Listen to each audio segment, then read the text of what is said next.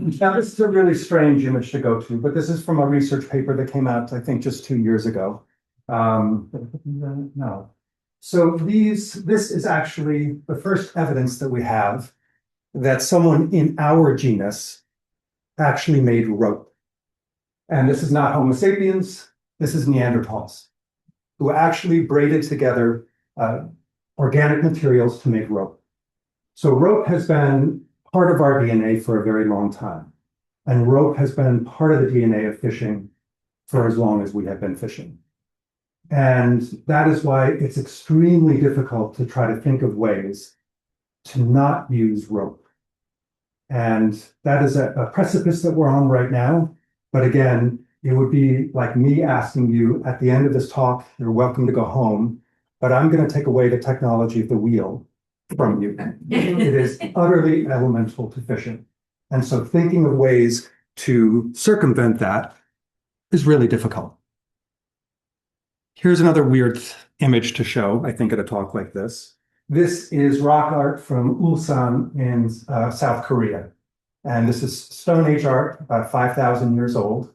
It depicts all kinds of creatures from tigers to bears to whales.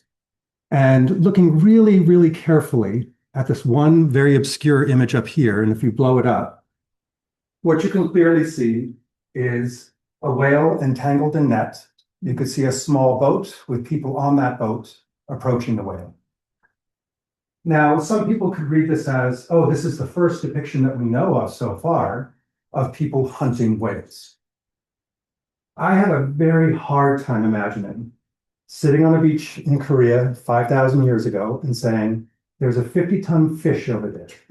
I'm going to take my tiny little boat out and attack it. I think more likely what happened was they were hunting for salmon, which people still do there now. The whale got entangled in the salmon gear. When the fishing family went out and saw what had happened, they started to make connections that this could be a good way to catch a big fish. So I don't think we jumped from the beach to hunting whales. I think entanglement was likely a step that we took to get there. All right, now here's a weird depiction of the globe. It's a Spillhouse projection. And a lot of people get uncomfortable with this because it's not using the latitude and longitude that we're used to. But it is an accurate way of looking at it, especially from a whale's point of view. So just to orient yourself, North and South America have been bisected. So North and South America stretch all the way across here. And then, of course, off into Asia, Africa, Australia, and Antarctica. So instead of looking at the land, what you can look at is the blue. And you recognize that for whales, it's kind of easy to get around.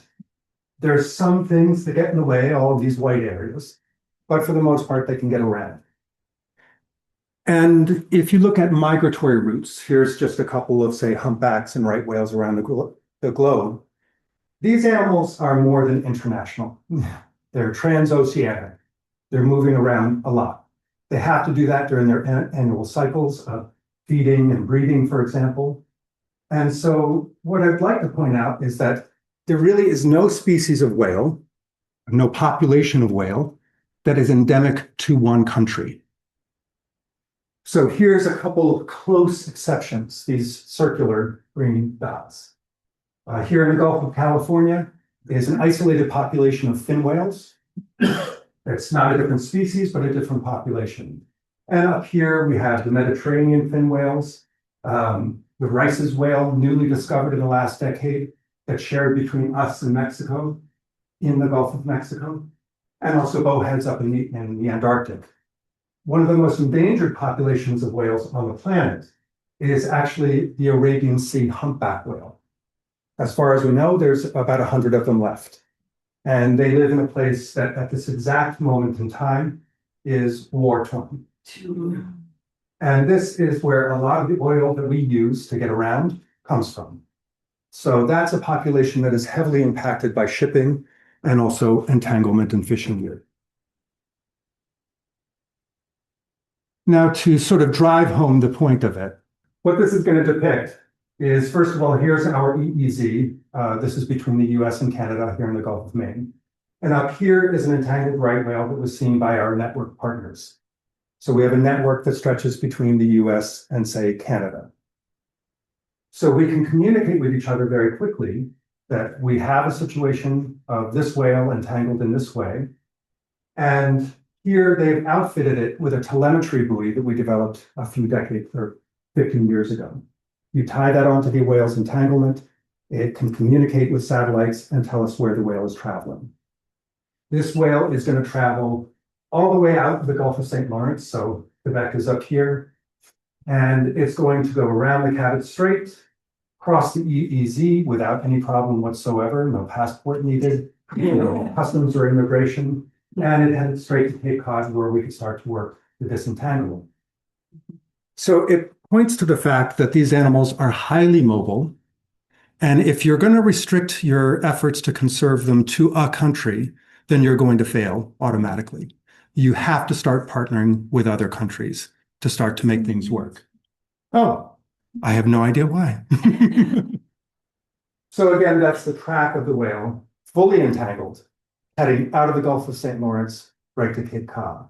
So without this technology, we would have had absolutely no idea where in the ocean that entangled whale was. We can't go out and search tens of thousands of kilometers of ocean and hope we get lucky. So here's that whale that came out of Canada, and now we can start working on it. Now, the assumption is going to be, well, if it came out of Canada, maybe it got entangled up in Canada. Certainly it could have. But we have plenty of cases where whales are exporting gear between countries. Here's another way to look at it. Here's a few cases of our long distance entanglements.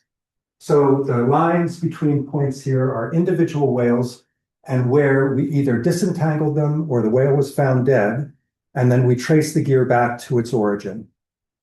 And so again, easily between Canada, the US, and vice versa, we disentangled a humpback whale just east of Chatham a couple of years ago with a gill net from Haiti. So these animals are moving gear thousands and thousands of kilometers. So it's never a safe assumption that when you disentangle a whale here, that's where the gear came from. And what I would say is that a whale in Jalisco, Mexico looks the same as a whale entangled off the coast of Massachusetts. The one big difference is this is the sun and this is gray. But essentially, it's all the same verbs, it's all the same descriptors, no matter where you are on the planet. And so as long as humans can communicate things, we can start to share experiences as to how do you deal with this? How do you safely get this whale out of this predicament? And again, the idea is not so much, well, it depends on who you are. For us here at the center, it's very cold, hard math. We just want to get this whale back into our population and doing what that whale needs to do to get the population back to where it should be. There's plenty of reasons why you can get involved in disentanglement, but for us, it's cold, hard math. Now, I got tricked more than a decade ago. Oh no, actually, that was 2 decades ago. Yeah, it really was. This was a very quick paper that we produced back in 2006. A colleague, Michael Moore at Hui, came to us and said, you keep records of entangled whales over time. Can you tell us what is the time between when a whale was first seen entangled and when that whale later died? And the average for the sample that we had was 6 months. In other words, this is a long and protracted death. The range is actually up to 2 years. And so these are animals that are going through a very difficult time for long periods of time. Now, I say got tricked because this was very quickly shared with colleagues in the International Whaling Commission, and countries who hunt whales are held to high scrutiny as to the time it takes between when a harpoon hits a whale and when that whale's heart stops beating. Their time to death is on the order of seconds. our time to death was on the average of 6 months. So when you take that into the context of an international agreement about how we treat whales, this became a very serious problem. And it got up to the commission. And again, every country that is in the International Whaling Commission has a commissioner. And obviously the politics involved are a lot. So at the next commission meeting, and during the commission meetings, there's also a scientific committee meeting where all the scientists gather together to talk about what's the whale populations like, what's happening to them, what's affecting them, what's impacting them. And part of that is, again, where the scientific committee can make recommendations to the commission and say, look, here's something that concerns us. We recommend that you explore it and try to find ways of solving. And so they very efficiently did so. Let's see. I guess, yeah, again, I think I've explained this, that, this was back then and this is now. And again, it was a hard agreement when we started to realize that whale populations were crashing due to over-harvesting. And so to get all of these disparate nations together to agree upon something was extremely difficult and never got easy. The one thing that seemed to be really easy for every nation in the IWC to agree upon was that entanglement of whales and fishing gear is not good. And we should try to find a way of solving. If you're a nation that still hunts whales, you want to get those entangled whales back into the population so you have a healthy population to continue hunting.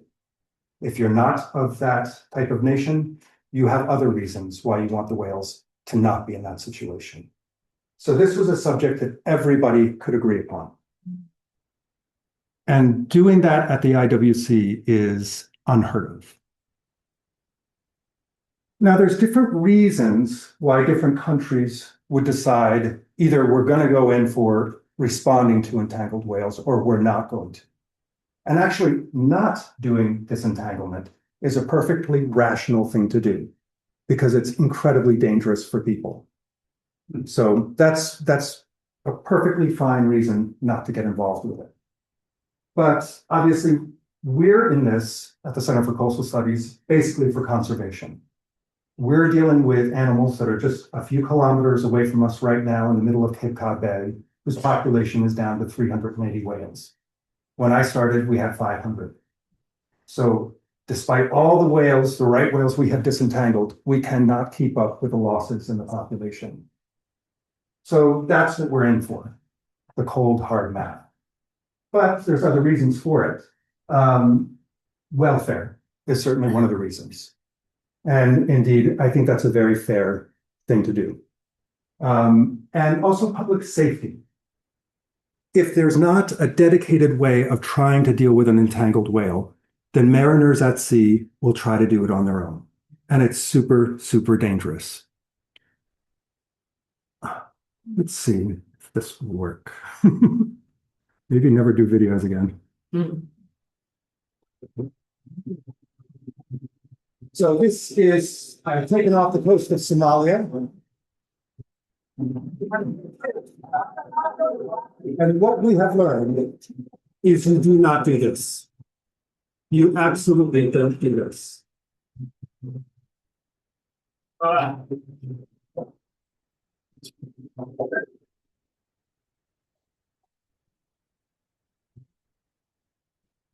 I'll stop because it gives me agita even to watch it. So obviously, if there is not an alternative, that's what people will do. And the person who's trying to help that whale has good intention. They're trying to help the whale. They're also trying to retrieve their fishing gear that is getting destroyed by the whale that's got entangled in it. These are families that need that fishing gear. It's expensive to them and it's feeding their families. So again, there's no intentionality about this. This is just a mess that happens when there's billions of us on the planet and we need to harvest food. So I'm going to skip by that video because I cannot deal with looking at it. So one of the recommendations that came out of the Whaling Commission after that paper came out was to convene a working group to start to tackle this problem. And part of the working group, we held our first meeting in Maui, which was very lovely, at the sanctuary there. And it was essentially two different meetings at once. One was to look at the whale killing methods that were used and to examine the efficacy of those. How quick are they? Is there any way we can make them better? But also, if you're a nation that decides we are not going to do disentanglement, but we need a humane way of dealing with entanglements, there was expertise on this panel to show how you can euthanize an animal at sea that is fully entangled and you can't help. Now, here in this country, for example, we do not have that technology. We have lost that technology for close to 60 years now. So that is not a viable solution for us. So for us, entanglement response is really what we have. Now, we came out with a series of recommendations from this meeting. And all of these are fully publicly available at the IWC website. You can find them very easily. A lot of them are quite dense, but they also have very short summaries that help you get through them. But essentially what we came up with was a best practices. So as to the best of our ability, we think this might be the best way to try to disentangle a whale and get people home safe, with every kind of caveat you could possibly imagine in the fine print. Because obviously we're not going to guarantee anyone's safety for doing this kind of work. And we also came up with a recommendation that there should be increased capacity globally to deal with this. Because when you started to look around and see who on the planet is disentangling whales, we all sort of fit into a type. These were highly developed nations, usually at high latitudes, and everyone else had very little. And so we agreed that the most democratic thing to do was to try to increase capacity globally, not just in places that had the resources to do it. We had another workshop after that to sort of advance things. And so one of the things that I'm very proud of this town about was how much this town has hosted these people. And these are people coming from every type of nation. Many don't speak English as their first language. And I will admit that the one thing that everyone says after leaving here is, what a wonderful place this is. Extremely welcoming and very safe for people to come to. So we developed a sort of training regime for people. And we had to decide, well, what's our curriculum? And really, our curriculum is a series of goals. And so it's not blatantly obvious to people, but you just can't go to a nation and say, we're going to start training people how to disentangle whales. The nation has to, first of all, want it. And if they want it, it has to be done with the appropriate laws of that nation. And I'm sitting here in Provincetown. I don't necessarily know the regional laws regarding whales in Chile. And so I go to the commissioner of Chile and say, how do I do this? What are the steps we take to do this appropriately? That way, if we train someone, they have the legal authority to actually touch a whale that's entangled. I need a permit in this country to touch a whale that's entangled. And we encourage every country to have some kind of control like that to help control the danger. Our first priority is going to be human safety. Whale safety comes after that. A lot of very staunch whale people get very annoyed by that. Why don't you switch them around?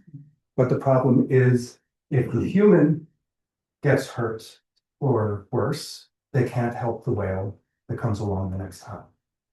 So the people come first, then the whales. We take this very seriously. While you're disentangling whales, you're collecting information that you can then feed back to your government so they can understand what the problem is, and if they have the heart to do it, to try to solve the problem.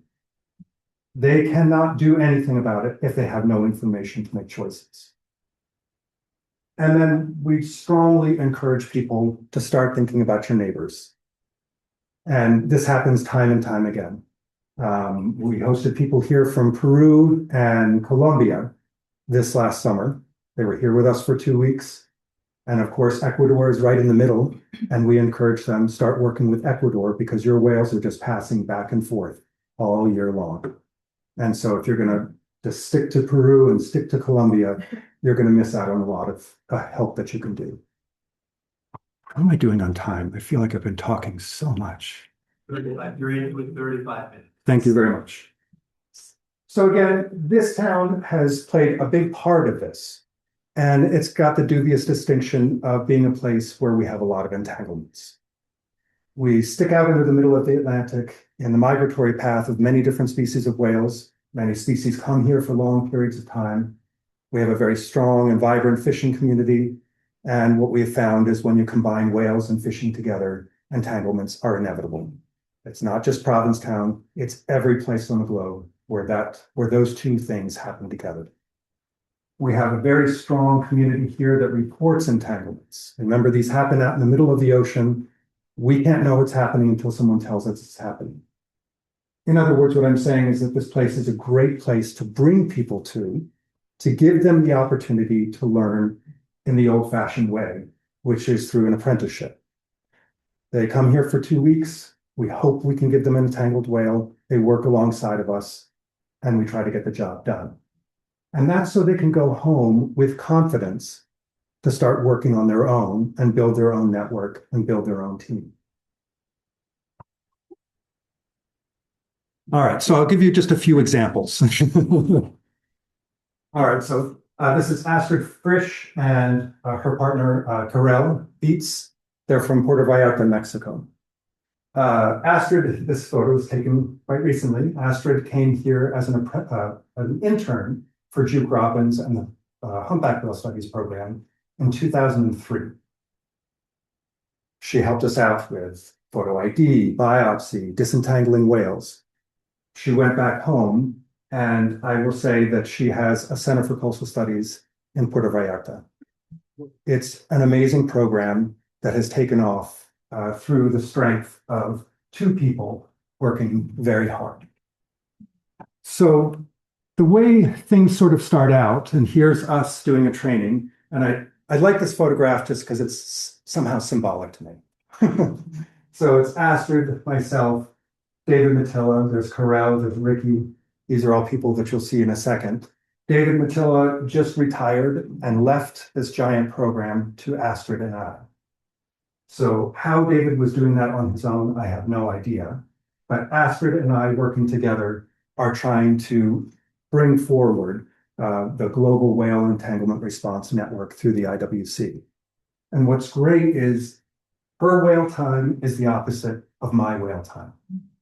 And so we can switch around during our busy seasons when we need to. And I'm just going to take you through what it sort of looks like when you go to a country and you do a training. At first, it's going to be in the classroom. And oftentimes, it's a crowd of people larger than you. They're going to be people from the Navy, from the federal government, from the local government, from nonprofits, from universities, fisheries offices, a whole mix of people. We put them through the boring bit of the classroom, and then we take them out on the water and go through the more exciting bits. And I'll highlight these two people. And so this is after a training. We go out on the water, throw grapples, use long poles and knives, go through the rigmarole of what happens when you get rope caught in your propeller, all the bad things that can happen. And at the end of the day, we literally sit down and grade every single person. And from the highest scorers, we try to find two people that will come here for 2 weeks and hopefully work alongside of us and actually work to disentangle a whale. So here's Ricky Rebolledo, Karel Beets. They were top graders in their class. And they came up here actually for I think it was only 10 days, but they got very lucky. Sounds awful to say, but we got them an entangled whale. Hopefully the video will work when I play it. But the video I'm going to play is often what we do for trainees when they're here. We'll do case studies. And here we have to be brutally honest, embarrassingly honest about our own selves. So we're not going to just show them, oh, this is all the disentanglements that worked out beautifully. We're going to show them all of the screw ups. We're going to show them every mistake that we made so that they can try to not make that same mistake again. And so here is our team working with them, trying to disentangle a humpback whale that was just at Wood End Light at 7 a.m. Oh, Lord. Just take a long time or something?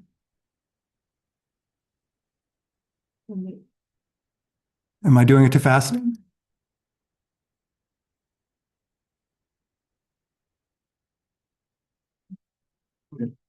Is it happening?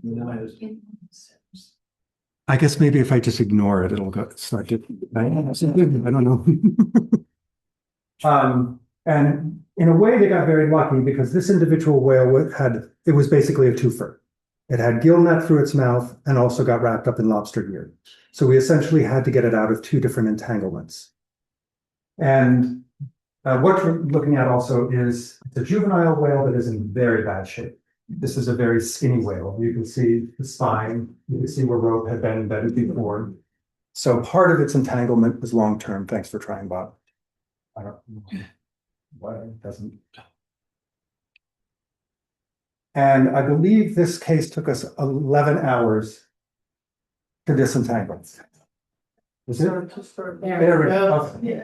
I'm not even sure if the video will make any sense to you. So again, we're just off of Wood End Light.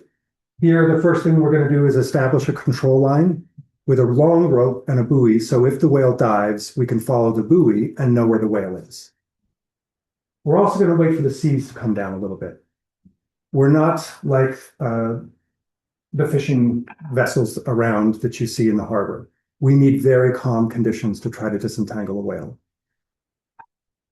We're going to take a biopsy from the whale because oftentimes humpback whales will not show us their flukes when they're entangled, so we can't tell who they are. So now we can do that genetically. Now we've already trained with them, and we've come up with an agreement about language. Their first language is Spanish, ours is English, and we've agreed that we're only going to use a very small number of words. We're going to speak like cave people. Very simple, nothing complex, no subtlety.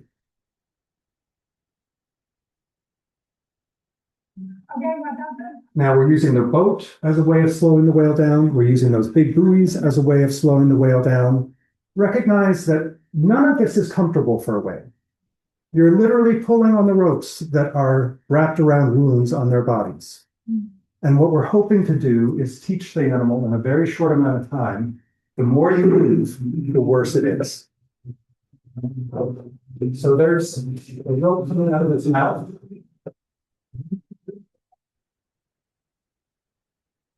We got lucky getting that video because it was moving fast. And so it just became a very complex problem of, well, we don't want to take something off that will prevent us from getting the rest of the stuff off. So you have to be very methodical about it and try your best to map out what you're going to do first.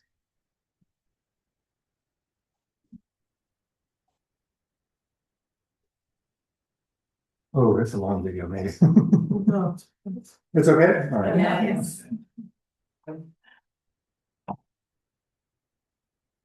All right, now Ricky was not about to get in the water. We don't do that. What we do is try to lean over with a face mask so we can look underwater and see the whale better. The problem is if we get in the water and get entangled in that rope and the whale dives, that's the end of us.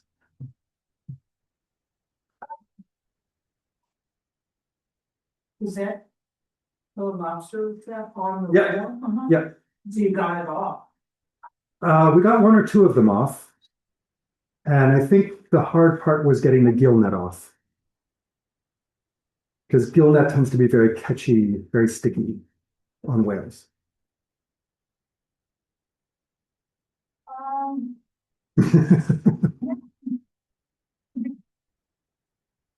at the beginning that we'll have you underneath that. When I put it over, where you're gonna. And so again, this is what we would show trainees. Oh, I should be careful. We might be swearing in this. Well, I don't know if there's kids on Zoom or anything. So now a sea anchor is going to go overboard, and that's the hardest thing we're going to do to a whale. It's basically a parachute underwater, and it produces a massive amount of force to anchor a boat, for example.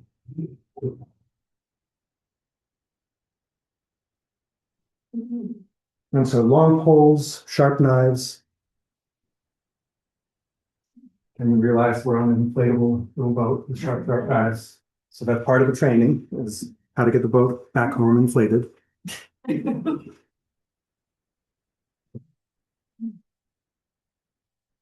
the whale tried to dive, can it? It can. The whale can dive, but it's going to induce a lot of pain. And so during that dive, the whale might decide, I better go back up.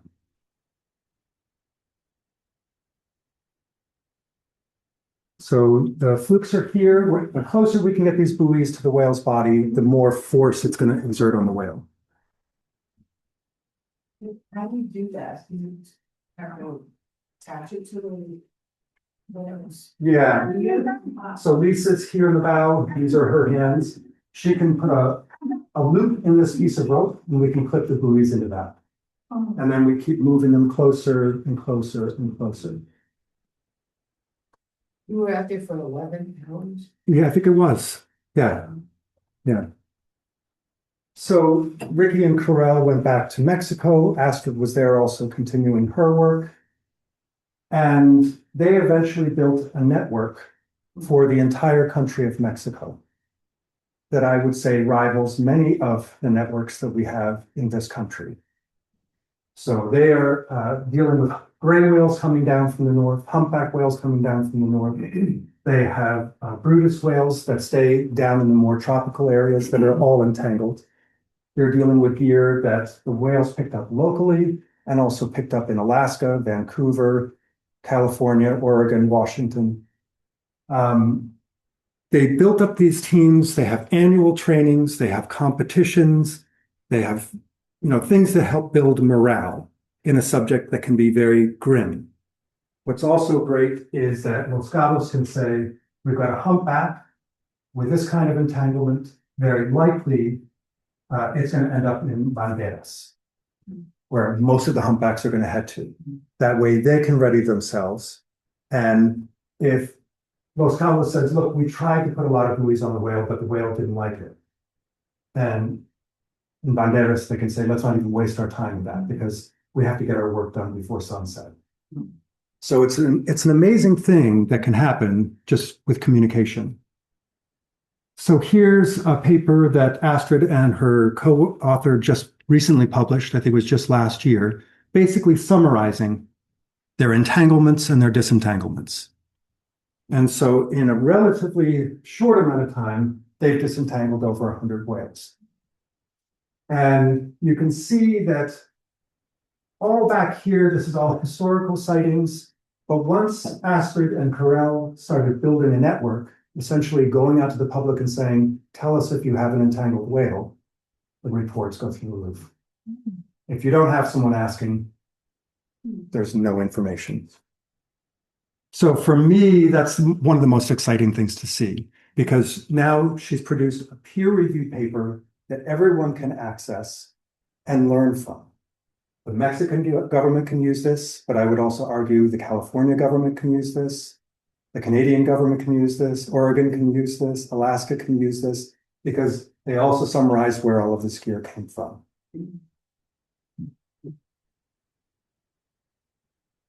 Again, what we do is go into a big crowd of people and try to select out of you who's going to come up here and who are we going to invest our time in long term. A lot of these people may also be managers. They might be people that live in the capital city that have never dealt with a whale before, never will deal with a whale, but they are going to have to be supportive of the people who work on the whales. So they need to know something about this subject. Same we did for Kenya. This was 2 summers ago. We had two people here from Kenya. This was after many year effort to try to identify people to come here. And again, English was not their first language. Swahili was not our first language. So we had to agree upon how are we going to communicate at a very difficult time, at a very dangerous time. And that is something that is very useful because they are going to have to deal with that in their own neighborhood. As soon as a humpback crosses from Kenya into Somalia, there's going to be language differences, there's going to be legal differences, there's going to be safety differences, and they have to start rolling with those punches.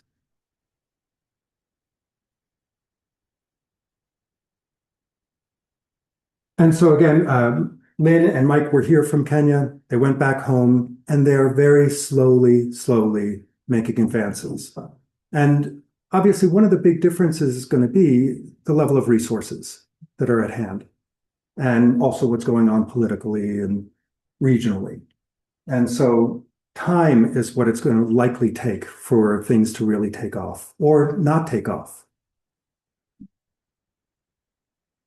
Here's another example. This is trainees that came up here from Brazil. Fabia Luna is a colleague of mine that has a very persuasive style. So we limit ourselves to 2 people because our boat is not very big. We have to be able to fit ourselves. Ooh, sorry. We have to be able to fit ourselves, our inflatable boat, plus all of the trainees. But Fabio was like, no, it's got to be 4. Got to be 4. So we agreed, and they were here for 2 weeks. They helped us partially disentangle a humpback whale calf up on Stellwagen Bank. Here they are, really lovely people. And it's one of the perks of this job. There's not a lot of perks, but one of the perks is the lovely people. Selma, for example, for 15 years of her life, spent her time tracking radio collar jaguars in the Pantanal. And we learned a lot from her because VHF tracking is actually quite difficult. We have to do that in our daily job. So working with her was amazing. Marcio, Carlita, and of course, the persuasive Fabio. And so again, they have different roles. Fabia and Selma working for the federal government in Brazil, and then the people on the water, Carla and Marcio. So they can now work very closely together and try to get each other the resources that they need. So let me Fabio would kill me. Hopefully this won't play. Actually, I think this video, Fabio would kill me. So, before we get on the boat, we just practice with the tools, before you get on a bouncing boat. And using a flying knife is a very difficult thing on land, let alone doing it at sea. And I'm glad the video doesn't work because Fabio would kill me. Here's the team working with us to disentangle a leatherback sea turtle right off of Long Point. So right after we worked on the humpback whale calf, we got a report of a leatherback, and they came and helped us with that. What this means is that they can go home and essentially they have some chops. Before they had disentangled 0 animals. And now when they're in their own communities, they can say, I have, and I've learned something from that. So it's a very simple thing to do, but it takes a lot of resources to do it. All right, why would I show you this while I'm talking about Brazil? This is a weird photograph. There's Morgan and Pilar, our teammates. They're inspecting all of the tools at Franklin, Massachusetts, where we have all of our whale disentanglement tools custom made. And so each one of these is individually made, and they have to be checked individually to make sure that when we give these to people, they work in the proper way. And so they're inspecting all of these tools for a massive tool order. I think probably the biggest tool order we've ever had come through the Center for Coastal Studies. The country of Brazil decided they're going to invest in it and put together an order of 600 pounds worth of whale disentanglement tools, which makes sense considering the coastline of Brazil is massive, massive. Oh, poor Morgan, though. While Morgan was doing that, Bob was in Martinique, training French-speaking entanglement responders. About 7 years ago, we decided to try to make a strategic move to try to train people in some of the major languages. So Spanish, French, and English, basically. So it's very difficult to go into a country where you do not speak the language and to teach them in the language of whale disentanglement. Translators hate us. All of the vocabulary we use, they look, literally the translators look at you and say, what? So obviously the better way to do it is to get people in native language to do it.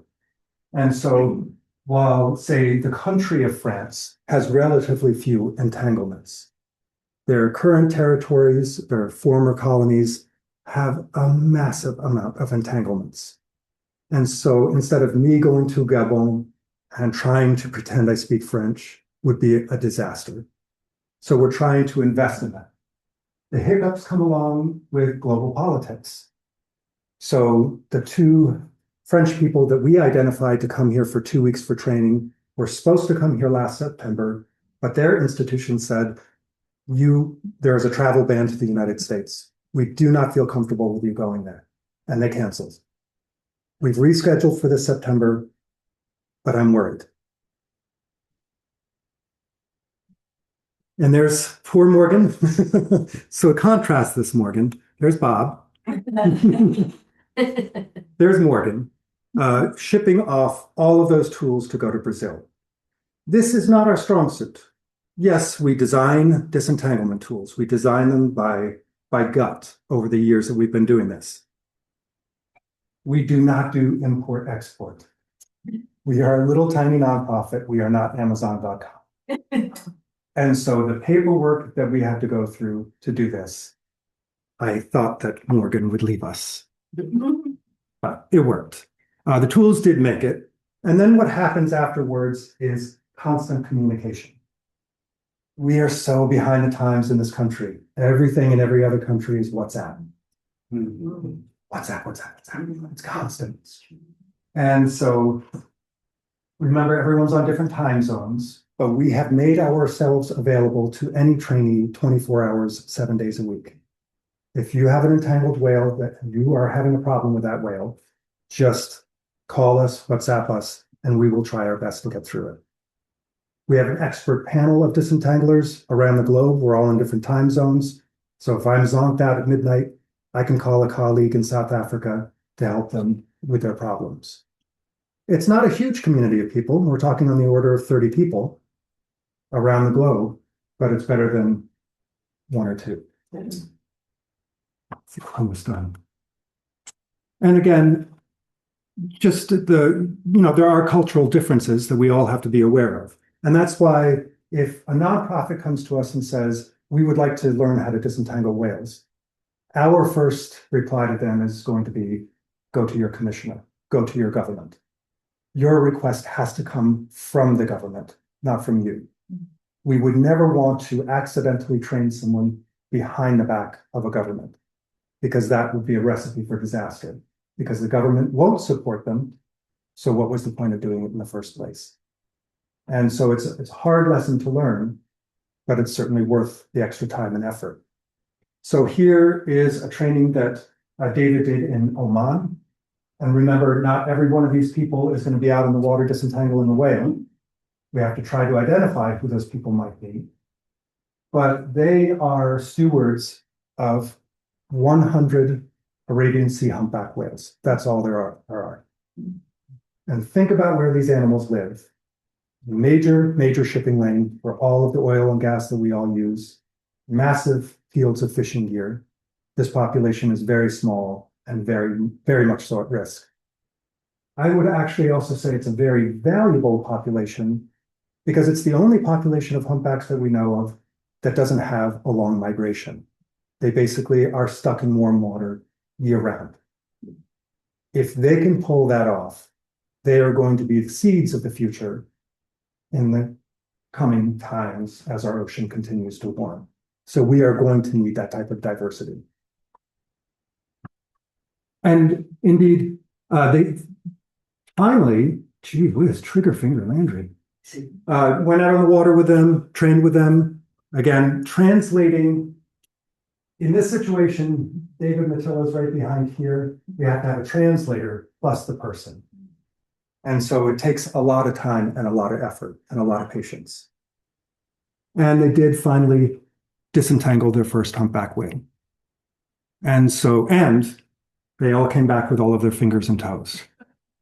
And that's another thing that we have to worry about is, what is my liability? What is our institution's liability? What if I didn't teach someone the right way to do something and something really terrible happens? This is another reason why I would just beg us to try to find a way of preventing whales from getting entangled in the first place. Get us out of the business. Stop us from doing this in the future because there is no longer a need for us to be here, quite frankly. This gives you a sense of all the countries that we have done trainings in. And when I say we, I don't mean me in the Center for Coastal Studies. It's everyone on my team.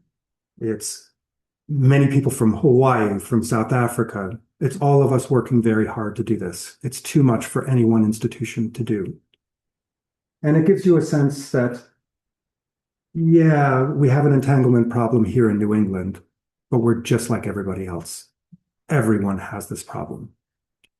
And the little tiny tools that we developed and distributed all around the globe. Here's Morgan's shipment going to Brazil. Ready? That's how fast it was. But now our tools are everywhere. And at this point, we have no idea, like the total number of animals this may or may not have helped. But certainly what we're hoping is that it's helped people's safety. I knew Napi really, he was a decade older than I, but I knew him well as sort of the older kid. Now, Napi, of course, told lots of stories about his life, but the man that I knew, the boy that I knew, was just a friend in the neighborhood. Napi and I had talked about the center when we first formed our association, before we even were the Center for Coastal Studies. He was in the process of building his restaurant at the same time that Barbara Graham and I were in the process of coming together for the center. And I think the thing that galvanized the relationship was the rescue of Ibis, when Dave Matilla and a team of people from the center and I got together and freed a whale that would certainly have died. What Napi and Helen did, really an indication of their passion, is to set us up at the Center for Coastal Studies for probably many, many decades to come. Napi often spoke to me about the importance of stability. He used to talk about how it was important that his restaurant become financially stable early on. And he spoke about the center in the same way. They both had a profound passion for the work that the center was doing. And I think the gifts from their estate really speaks to their desire to see there be stability and a future for the institution, which they really loved. Napi might not have said, "I love it," but I guarantee, knowing in Napi speak, that's what he did.